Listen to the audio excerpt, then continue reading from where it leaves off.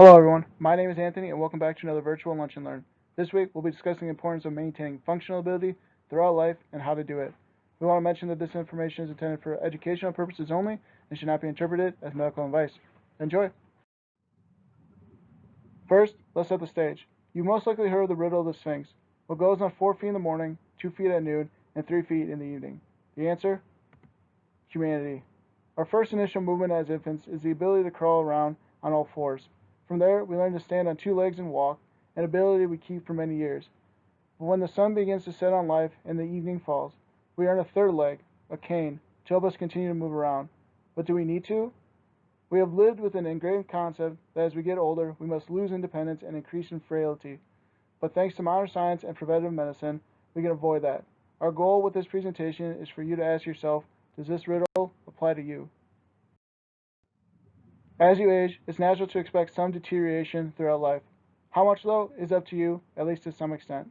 There are many factors you should consider as you age, whether it be your immune strength, hormonal system, sexual health, brain health, which is a topic we discussed in an earlier Lunch and Learn, and more. It would be impossible to cover every possible topic, even generally within this video, so we'll be focusing on three common areas that are affected by age and that all have one factor in common.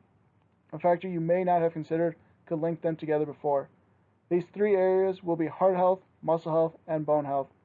Even still, we won't be able to cover all aspects and how to optimize these three, but we hope to dispel some myths on how you train for each. We'll begin our discussion with heart health, a concept health science has spent decades researching. As life became more sedentary, life expectancy began to increase, and cardiovascular illnesses began to take over, researchers have spent a significant amount of time studying the heart, and they've learned a lot.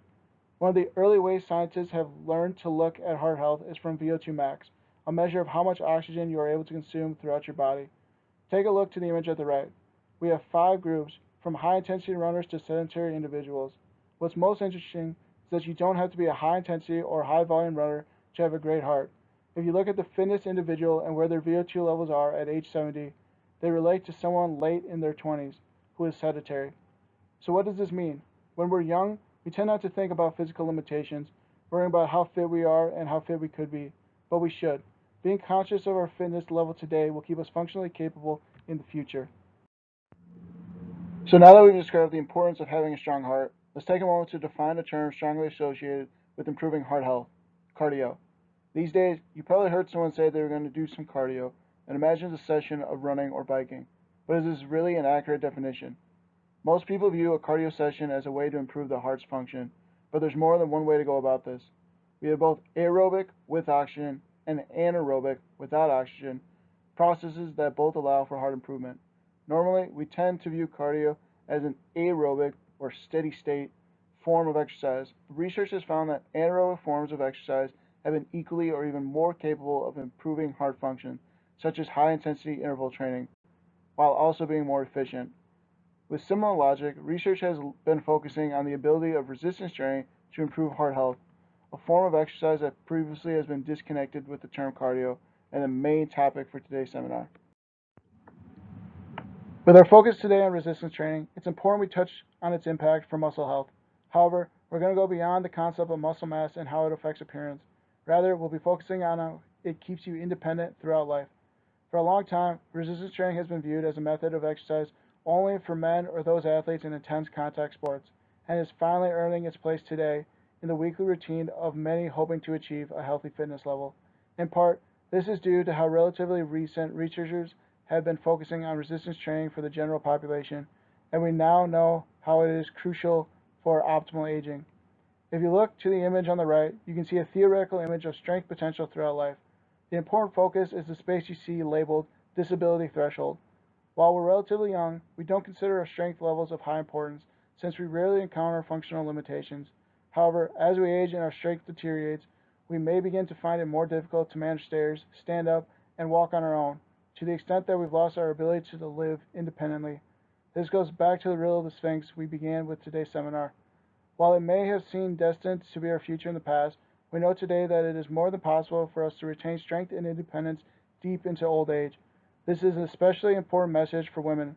While both men and women will experience a decrease in sex hormones, women will experience an extreme drop following menopause, at which point the ovaries stop producing almost all estrogen. Because of this, it is very important for women to begin resistance training far before the onset of menopause to bank up as much strength as possible. A topic very much connected with muscular health is bone health. Throughout life, we have cells in our bodies that break down and rebuild our bones. This is very important as we are growing and experiencing various stresses from day to day life, whether it be something as simple as walking or a high intensity sport. This constant remodeling allows our bones to become stronger and better support us for those challenging tasks. However, as we age, those cells become imbalanced and we begin to break down more bone than we replace. When enough bone loss occurs, we start to concern ourselves with osteoporosis, a disease that affects nearly 5% of men and almost 25% of women aged 65 and older, according to the CDC.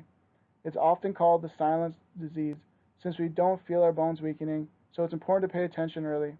This is especially true since, according to the National Osteoporosis Foundation, when osteoporosis is present by age 50, nearly 25% of men and half of women will experience a fracture, but these aren't necessarily fractures caused by high impact, but rather simply by falls. Falls are the fifth leading cause of death for patients over the age of 65. They also account for a large portion of trauma center visits as well, about 14%, and they are the most costly. Once an individual turns 65, the risk for being admitted into a trauma center more than doubles due to falls. And while the elderly may only account for 14% of visits, they do account for about 28% of deaths related to trauma, and that risk only increases if the individual has other comorbidities such as diabetes, hypertension, Alzheimer's disease, and more. There's also a difference between men and women. For instance, women are more likely to experience a fall and become injured, but men are more likely to die from a fall, possibly due to having more comorbidities. Studies have also looked into the importance of age versus frailty in the elderly to understand which is most likely to influence recovery from a fall, and found frailty is to be the only one independently related, and it continues to complicate issues up to 75 years of age. An elderly person who falls is more likely to end up in a nursing home, and living in a nursing home significantly increases risk of falls independently. Also, those who fall are much more likely to be placed in bed rest for a significant amount of time, with up to 14% being bed-bound for life. So what can we do? Resistance training truly is a great way to prepare the body for aging, and it doesn't take hours in the gym. Let's touch base on how exactly it influences each of the health aspects we just discussed. As mentioned earlier, resistance training is an effective way to improve cardiovascular health. But how is this? Previously, when we've trained for cardio, we focus on maintaining an elevated heart rate throughout a session. While this can be done through resistance training, a primary impact resistance training has on improving cardiac output is by improving metabolic processes through the mitochondria. As we've been told since childhood, the mitochondria is the powerhouse of the cell, and resistance training not only improves the total number of mitochondria within the muscle, but also improves their efficiency. Additionally, muscles help the heart to perform its main function, to pump blood throughout the body. Yes, the heart does set the blood in motion with its initial contraction, but as blood gets farther and farther from the origin, such as within your ankles and wrists, it needs help returning to the heart. This is why you may have been told that ankle edema or a fluid buildup in the ankle is a sign of cardiovascular issues, as the blood has trouble returning to the heart due to gravity. This is where muscles can be of huge help. Each muscular contraction massages your blood vessels and helps push your blood back to your heart. This can greatly impact your heart's cardiac output, a measure of the heart rate times stroke volume. Stroke volume is the amount of blood your heart pumps out each beat. If there is more blood being pumped back into the heart, more blood will be pumped out. This is another reason resistance training helps improve heart efficiency. Of course, we know that resistance training improves both muscle and bone health, but let's look at some images to see just how much of a difference it can make. If we look at this first image here, we can see three transverse images of three different thighs. Specifically, it's an image from an MRI that appears to have cut the thigh in half without actually needing to. These three images demonstrate the importance of constant activity throughout life. The top leg demonstrates a 40-year-old triathlete, where you can see from the outside in a thin white line representing fat tissue, followed by a thick light gray area representing muscle mass, and finally a black and white circle representing your bone mass. Now, if you compare that to the 74-year-old sedentary man, you see significantly more white fat mass, significantly less muscle mass, and an almost pea-sized image of bone at its center. However, when you look at the 70-year-old triathlete, it looks much more like the 40-year-old, even with less fat around the muscle. However, while constant activity is important, It's never too late to start. If we look at the second image here, we can see the transverse imaging of a male 92-year-old before and after 12 weeks of resistance training, where he was able to experience about a 44% increase in quadricep muscle. So yes, strength, muscle mass, and bone mineral density are all capable of being improved throughout life. However, as we age, we become much more likely to avoid change in physical activity for either lack of interest or for fear of injury. So it's important to develop healthy behaviors early. Another reason to begin paying attention early is due to this final image. It is similar to the earlier image we looked at, showing how much a lifelong trainer maintains strength well beyond that of an untrained individual, as well as demonstrating how much benefit an individual who begins training in middle age can expect to receive. But what is most interesting about this image is the red line you see, referred to as the Patton-Jones curve. It received this name from its theorizer, Dr. Patton-Jones, an individual who is currently an industry leader in studying the health and risk factors of the elderly. From research, he theorized that once an individual experiences an injury, they never return back to their pre-injury status and become more and more likely to experience further injury and accelerated deterioration, which leads us well into our next topic, what resistance training can do for fall prevention. Today, we have a large focus on balance and how to improve it to avoid falls in the elderly. However, research is beginning to show that balance activities have limited to no transfer to something like walking. So how do we improve balance? Resistance training. Resistance training has been independently related to balance in both youth and the elderly. This is because the more capable an individual is in activating their muscles, the more motor control they possess to correct loss of balance.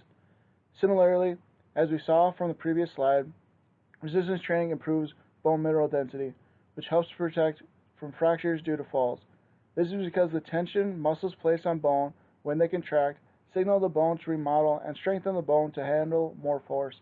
Overall, the ability to be functionally independent before a fall has been recently shown to predict the success rate of an individual admitted to a trauma center.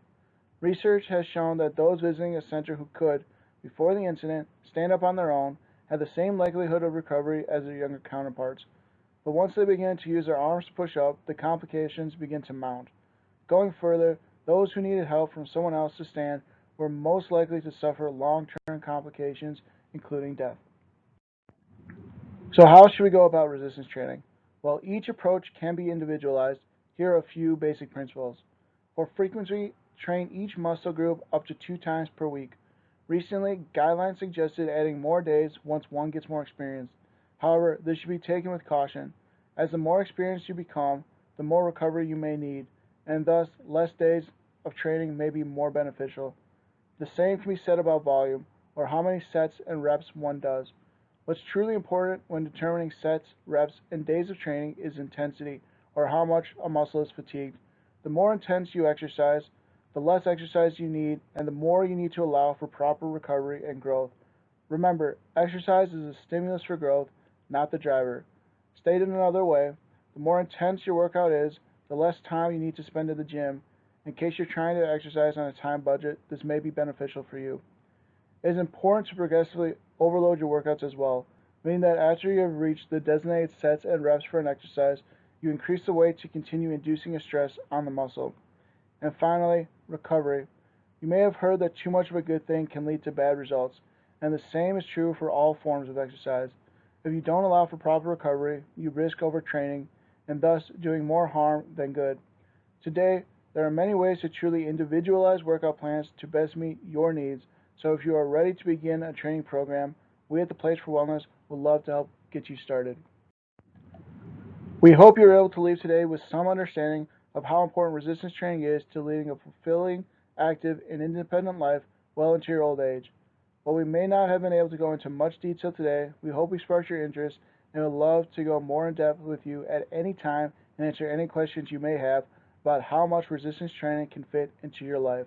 Remember, it's about avoiding the riddle of the Sphinx. And as always, if you ever have any questions regarding any aspect of your health and fitness journey, we at the Place for Wellness would love to have a conversation with you. Thank you.